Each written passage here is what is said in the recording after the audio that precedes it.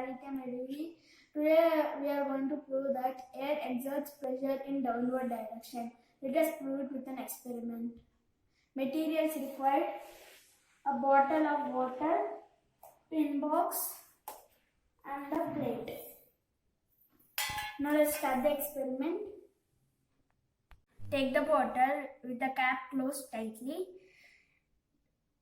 Now insert the pin inside.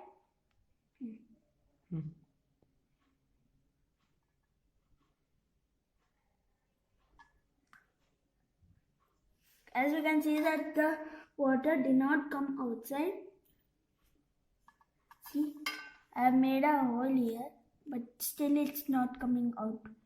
Water is not coming out.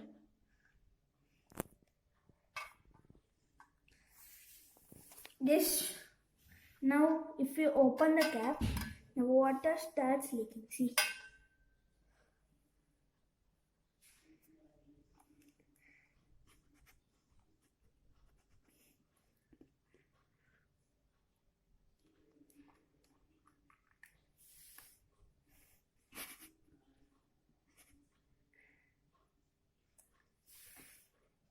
This shows that air exerts pressure in downward direction. Thank you.